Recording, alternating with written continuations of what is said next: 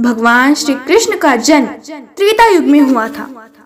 पौराणिक कथाओं में बताया गया है कि श्री कृष्ण का जन्म द्वापर और त्रेता युग के बीच कंस के कारागार में हुआ था। कारागार में श्री कृष्ण को माता देवकी ने जन्म दिया था। देवकी कंस की बहन थी और देवकी का विवाह वासुदेव से हुआ था। विवाह के बाद कंस अपनी बहन देवकी को वासुदेव के राज्य में छोड़ने जा रहा था। तभी आकाशवाणी हुई जिसमें यह कहा गया कि देवकी की होने वाली 8वीं संतान कंस के वध का कारण बनेगी, कंस का वध करेगी। यह सुनकर कंस ने देवकी और वासुदेव को कारागार में डाल दिया और उनकी 7 संतानों को मार डाला। और 8वीं संतान कृष्ण ने जब जन्म लिया, उसी समय वृंदावन में नंद और यशोदा ने बच्ची को जन्म दिया।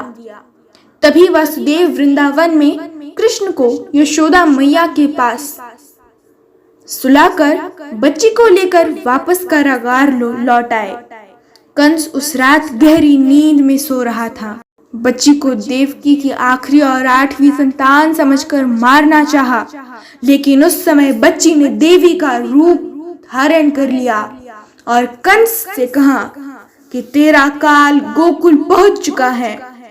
उसके बाद कंस ने गोकुल में श्री कृष्ण को मारने के कई प्रयास किए।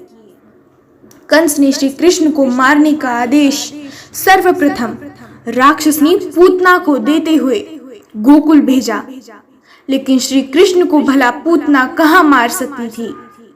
पूतना द्वारा श्री कृष्ण को स्तनपान कराने पर उन्होंने पूतना को काट लिया, जिसके दर्द के कारण पूतना मर गई। लेकिन कंस को अपनी मृत्यु का भय तो सता रहा ही था, इसलिए उसने फिर एक राक्षस कृष्ण को मारने के लिए भेजा। जिस समय कृष्ण अपने मित्रों के साथ खेल रहे थे, उस समय राक्षस बगुले का रूप धारण कर आया, जिससे उनके सभी मित्र डर गए। लेकिन श्री कृष्ण कहाँ डरने वाले थे। उन्होंने उस बगुले के पैर को पकड़ा और मित्रों से बोले, देखो ये कुछ नहीं करता। उसी दौरान बगुले ने उन पर हमला कर दिया, लेकिन कृष्ण ने उसका वध कर उसे नर्क लोक पहुंचा दिया। तभी से उस राक्षस का नाम वकासुर पड़ गया।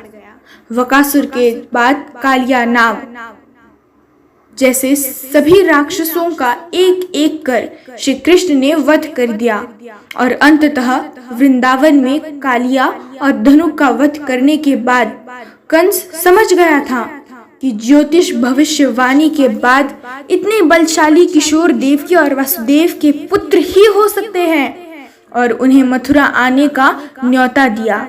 जिसके बाद कृष्ण और बलराम मथुरा पहुंचे।